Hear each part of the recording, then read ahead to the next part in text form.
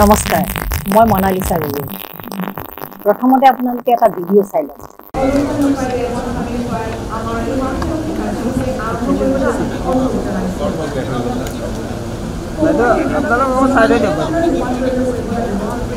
বহিলক বাইদেউ বহিলক তুমি বহি দিয়া না তুমি বহি দিয়া বাইদেউ অলপ খাই ধুই দিওঁ বাইদেউ বাইদেউ বহি দিয়ক না আপোনালোকে ওপৰত উঠিব মানা কৰিছে কি ওপৰত নাযাব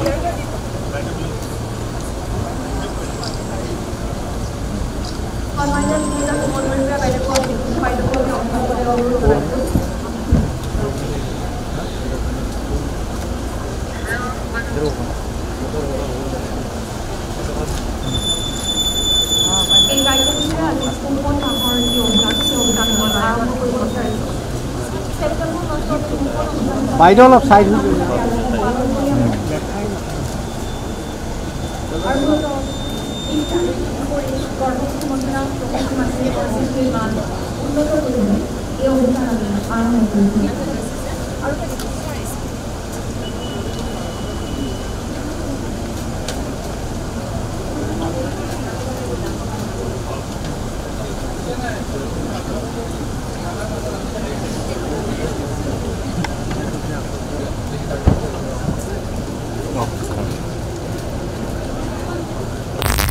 এই ভিডিঅ'টো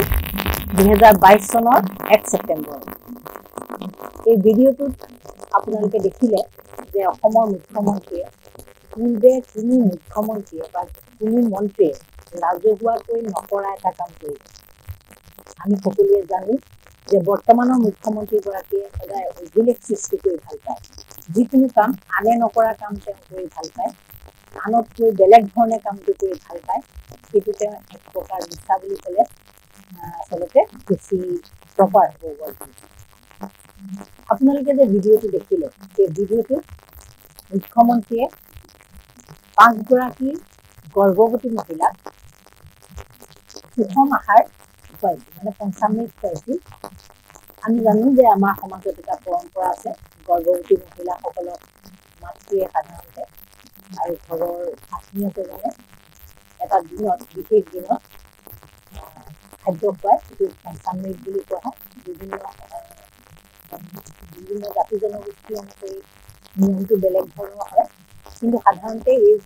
গোটেই পঞ্চামৃত যিটো প্ৰগ্ৰেম অনুষ্ঠানটো যিটো হয়, সেইটো মহিলাৰ লগত জড়িত আৰু মহিলাসকল তাত উপস্থিত থাকে। প্ৰথমবাৰৰ বাবে অসমৰ মুখ্যমন্ত্ৰী ডক্টৰ হিমন্ত বিশ্ব শৰ্মাই এই প্ৰগ্ৰেমটো ৰাজহুৱা কৰিলে আৰু ৰাজহুৱাভাৱে তেওঁ 5 গৰাকী মহিলাক তেনেধৰণে পঞ্চামৃত খোৱালে আৰু বাকী পাছৰ সময়খিনি, গৰ্ভৱতী অৱস্থাত থকা পিছৰ সময়খিনিৰ কাৰণে সুষম খাদ্য কেনেদৰে খাব লাগিব সেই বিষয়ে কোৱাৰ উপৰিও সুষম খাদ্য বিতৰণ কৰিলে। মুখ্যমন্ত্ৰীৰ উদ্দেশ্যটো আছিল খুব ভাল। উদ্দেশ্যটো আছিল যে মহিলাসকল যাতে গৰ্ভাৱস্থাত মহিলাসকল বিভিন্ন সমস্যাত আক্ৰান্ত হয়, বিশেষকৈ ৰক্তহীনতাত ভোগে, সুষম আহাৰৰ অভাৱত ল'ৰা ছোৱালী, শিশু নৱজাতক জন্ম হয়, তেওঁলোক বিভিন্ন ৰোগত আক্ৰান্ত হয়, ল'ৰা ছোৱালীও এনিমিয়াত আক্ৰান্ত হয়। গতিকে মুখ্যমন্ত্ৰীয়ে এই প্ৰগ্ৰেমটো আনুষ্ঠানিকভাৱে সঞ্চালিত। এতিয়া কথা হ'ল, মুখ্যমন্ত্ৰীয়ে আনুষ্ঠানিকভাৱে অংশ ল'লে 2022 চনৰ 1 ছেপ্টেম্বৰত। তাৰ আগতে মুখ্যমন্ত্ৰীৰ কথা ক'ব লগা হ'লে প্ৰতিবাৰে ক'ব লগা হয় যে তেওঁ আগতেও স্বাস্থ্যমন্ত্ৰী আছিল। 2016 চনত যেতিয়া সৰ্বানন্দ সোণোৱালৰ নেতৃত্বত বিজেপি চৰকাৰ গঠন হৈছিল, তেতিয়াও তেওঁ স্বাস্থ্যমন্ত্ৰীৰ দায়িত্বত আছিল। তৰুণ গগৈ চৰকাৰ দিনতো সৰ্বাধিক সময় তেওঁ স্বাস্থ্যমন্ত্ৰীৰ দায়িত্বত আছিল। মুঠ 16 বছৰ তেওঁ স্বাস্থ্যমন্ত্ৰীৰ দায়িত্বত আছিল, মানে 2001 চনৰ পৰা 24 চনৰ ভিতৰত। এতিয়াও মাজতে আছিলে। গতিকে 16 বছৰ বুলি ক'লে আচলতে ভুলেই হয়, প্ৰায় 18 বছৰ মানে তেওঁ স্বাস্থ্যমন্ত্ৰীৰ দায়িত্বত আছিল। আৰু আমি সকলোৱে জানো এইগৰাকী মুখ্যমন্ত্ৰীৰ দক্ষতাৰ বিষয়ে তেওঁ কেনেধৰণে সমস্যাবোৰ বুজি পায়, উপলব্ধি কৰে, সেই বিষয়ে জানো। আৰু তেওঁ যে সমস্যাবোৰ বুজি পায়, উপলব্ধি কৰে, সেইকাৰণে যে মহিলাসকলক পঞ্চামৃত যিটো অনুষ্ঠান, যিটো সাধাৰণতে ঘৰুৱাভাৱে পতা হয় বা ৰাজহুৱাকৈ এইটো যিটো জনোৱা নহয় তেনেধৰণে সমাজ ব্যৱস্থাত আগৰ পৰা তেনেধৰণে চলি আহিছিল কিন্তু মুখ্যমন্ত্ৰীয়ে এইটো ৰাজহুৱা অনুষ্ঠান পাতি এটা স্কিমেই ঘোষণা কৰি দিছিল যে গৰ্ভৱতী মহিলাসকলে উৎকৃষ্টমানৰ খাদ্য এইখিনি সময়ত খাব লাগে আৰু সেইকাৰণে তেওঁ সুষম আহাৰ বিতৰণ কৰিছিল এতিয়া দুখৰ কথাটো হ'ল লোকসভাত এই যে চলি আছে শীতকালীন অধিৱেশন তাত মহিলা আৰু শিশু উন্নয়ন দপ্তৰৰ মন্ত্ৰী সাবিত্ৰী ঠাকুৰে যি তথ্য দিছে সেই তথ্যটোৱে কিন্তু সকলোকে চিন্তা চলাইছে সেই তথ্যটোত অসমৰ 65.9% মানে প্ৰায় 66% মহিলাই এতিয়াও ৰক্তহীনতাত আক্ৰান্ত 15 বছৰৰ পৰা 49 বছৰ বয়সৰ মহিলাসকল আপোনালোকে ভাবক 100 গৰাকী মহিলাই 65.9 মানে 65 গৰাকী মহিলাই ৰক্তহীনতাত মানে তেওঁলোকে এনিমিয়া ৰোগত আক্ৰান্ত এইখন অসমৰ হিচাপ তেওঁ জানি দিছে মন্ত্ৰীগৰাকীয়ে লোকসভাত দিয়া তথ্য আমি দিয়া তথ্য প্ৰথমতে যে আপোনালোকক মই ভিডিঅ'টো দেখাইছিলোঁ ভিডিঅ'টোত আপোনালোকে কোনোবাই হয়তো ক'ব পাৰে যে 2022 চনত ছোৱালী এতিয়ালৈকে পুষ্টিহীনতাত আঁতৰ হ'ব বুলি কথা নাই তাৰ আগতে মই এটা কথা উল্লেখ কৰিছোঁ যে এইগৰাকী মুখ্যমন্ত্ৰীয়ে কিন্তু বিগত 16ৰ পৰা বেছি বছৰ 16 বছৰৰ অধিক কাল মানে প্ৰায় 18 বছৰৰ ওচৰত ধৰি স্বাস্থ্যমন্ত্ৰীৰ দায়িত্ব দিছিল গতিকে ইমান এগৰাকী দক্ষ স্বাস্থ্যমন্ত্ৰীৰ দিনত কেনেকৈ মহিলাৰ ৰক্তহীনতাৰ স্থান মানে ৰক্তহীনতাৰ ক্ষেত্ৰত মহিলাৰ স্থান আমি অৰুণাচল দিল্লী কৰ্ণাটকা লক্ষাদ্বীপ মণিপুৰ মিজোৰাম গোৱা কেৰালা নাগালেণ্ড উত্তৰাখণ্ড ছিকিম এইবিলাক ষ্টেটৰ মহিলাতকৈ অসমৰ মহিলাৰ ৰক্তহীনতাৰ সমস্যা বেছি আপোনালোকে এনেও আমি শতাংশত যেতিয়া কওঁ অকণমান কিছুমান মানুহৰ কথাটো বুজিবলৈ অসুবিধা হয় গতিকে দেখিছোঁ যে প্ৰতি 100 গৰাকী মহিলাৰ 65.9 মানে 66 গৰাকী মহিলাৰে এই সমস্যাটো আছে তাৰোপৰি সেইটোতো আমি দেখিলোৱেই তাৰোপৰি 6 মাহৰ পৰা 49 মাহ মানে 6 মাহ বয়সৰ শিশুৰ পৰা 5 বছৰ 49 মাহ মানে 60 মাহত 5 বছৰ হয় গতিকে 49 মানে 6 মাহৰ পৰা 60 মাহৰ ভিতৰত মানে 5 বছৰৰ ভিতৰৰ শিশু ৰক্তহীনতাত ভুগি আছে অসমত 68.8 বা 68.4 68টা শিশু তাৰমানে 100টাৰ 68টা শিশুৱে 5 বছৰ বয়সৰ শিশু অসমত এতিয়াও ৰক্তহীনতাত আক্ৰান্ত তাৰমানে মাতৃসকল যেনেকৈ আক্ৰান্ত ঠিক তেনেধৰণে তেওঁলোকৰ সন্তানো তেনেধৰণে আক্ৰান্ত এতিয়া কথাটো হ'ল যে 15 পৰা 49 বছৰৰ যিসকল মহিলা সেই মহিলাসকলৰ বিভিন্ন ৰোগত যে আক্ৰান্ত হয় এই কথাটো মুখ্যমন্ত্ৰীয়ে জানে বা সকলোৱে জানে এই কথাটো তাৰ ভিতৰত ৰক্তহীনতা হ'ল প্ৰধান সমস্যা ৰক্তহীনতাৰ সমস্যাৰ কাৰণে আমি বিভিন্ন ধৰণৰ বেলেগবোৰ বেমাৰৰ মানে এইটো উপসৰ্গ এইটো প্ৰধান লিড পাৰ্টটো এই ৰক্তহীনতাই লয় তাৰপিছত আপোনাৰ মূৰ ঘূৰণি গা বেয়া লগা বিভিন্ন বেমাৰে আক্ৰমণ ডাঙৰ বেমাৰে আক্ৰমণ কৰা সুবিধাটো লৈ লয় ৰক্তহীনতাৰ কাৰণে এতিয়া কথা হ'ল এই যে যিটো হিচাপটো যে আহিছে এই হিচাপটোৱে কিন্তু সঁচাকৈ মানুহক চিন্তাত পেলাইছে সকলোকে চিন্তাত পেলাইছে এই কাৰণে যে শিশুৰ ওজন অসমৰ শিশুৰ ওজনৰ ক্ষেত্ৰতো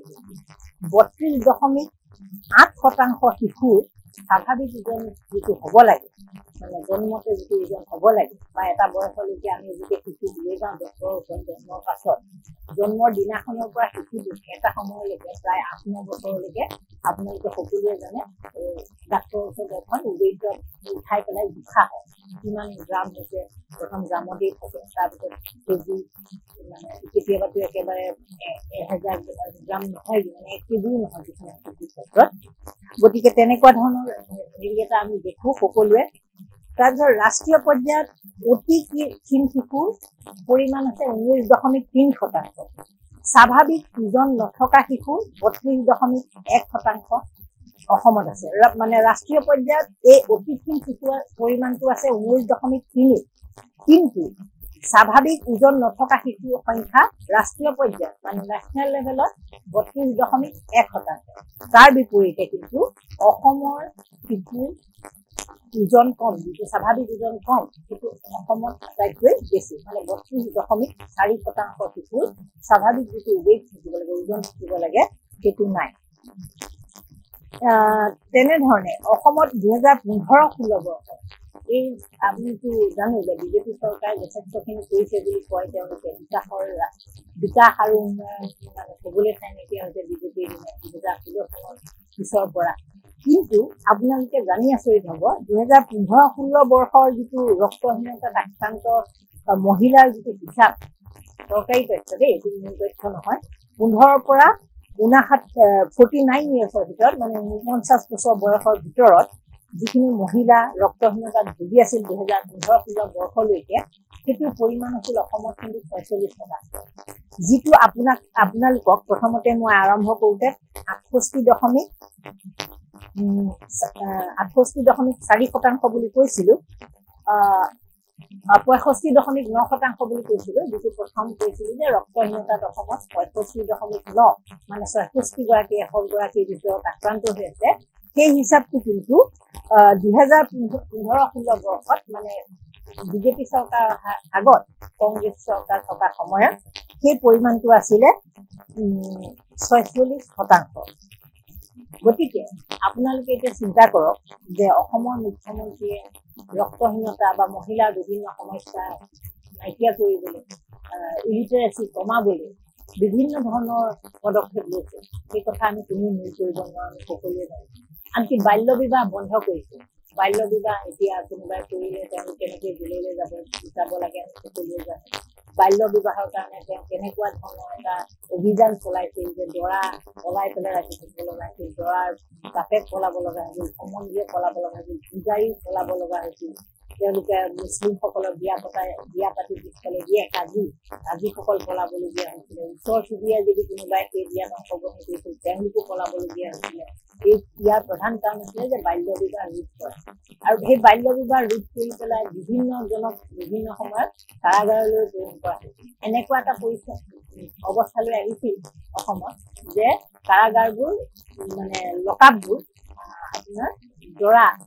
সৰু দৰাৰে কম বয়সীয়া দৰাৰে ভৰ্তি হৈছিল কম বয়সীয়া দৰা আৰু কম বয়সীয়া ছোৱালী বিয়া কৰোৱা ল'ৰা বা তেওঁলোকৰ পিতৃ অভিভাৱকো তেনেধৰণে কাৰাগাৰত থাকিবলগীয়া হৈছিল বা লকআপত থাকিবলগীয়া হৈছিল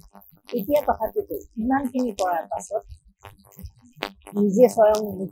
বৰ্তমানৰ মুখ্যমন্ত্ৰী স্বাস্থ্যমন্ত্ৰী হিচাপে ইমান বছৰ থকাৰ পাছত ইমানখিনি এৱেৰনেছ কৰাৰ পাছত যিটো বস্তু আপোনালোকক ক'লোৱেই যে পঞ্চামৃত খোৱা যিটো এটা চিক্ৰেট মানে আমাৰ গোপন কক্ষত মানে মহিলাসকলৰ মাজত যিটো অনুষ্ঠান সাধাৰণতে হয় বৰ আগৰবাৰ সেইটো নহৈছিল যিটো সেইটো মুখ্যমন্ত্ৰীয়ে গৈ মহিলাক নিজেই খুৱাই এটা এৱেৰনেছ সৃষ্টি কৰাৰ পাছত অসমত এতিয়াও 65.9% মহিলা আৰু 66.9% মহিলা এতিয়াও ৰক্তহীনতাত আক্ৰান্ত হৈ আছে তেনেকৈ শিশুৰ সংখ্যাটো আপোনালোকক অলৰেডি মই কৈছোঁ গতিকে আপোনালোকে ভাবক বৰ্তমান অসমৰ স্বাস্থ্যখণ্ডত কেনেকুৱা হৈছে কিন্তু যিটো সময়ত আমি এই হিচাপটো দি আছোঁ বা কেন্দ্ৰীয় মন্ত্ৰীগৰাকী সাবিত্ৰী ঠাকুৰে যিটো সময়ত এই হিচাপ দি আছে সেই একেটা সময়ত কিন্তু মুখ্যমন্ত্ৰীগৰাকীয়ে বিভিন্ন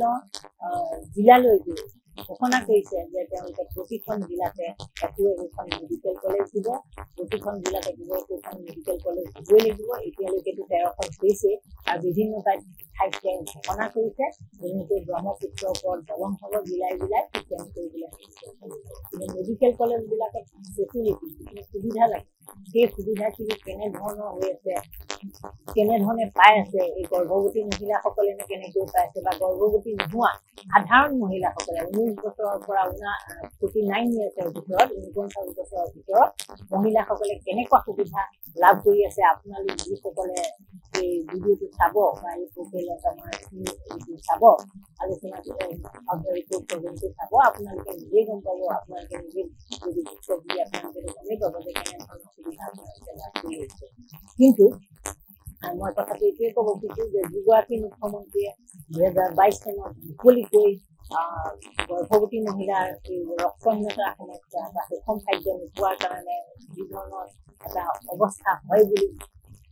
ৰিয়েলাইজ কৰি তেওঁ পাব্লিকলি এটা অনুষ্ঠানত অংশগ্ৰহণ কৰিছিল সেইখন ৰাজ্যৰ হিচাপ যদি এনেকুৱা হয় তেনেহ'লে প্ৰকৃতাৰ্থত খণ্ডত কি হৈ আছে আপোনালোকে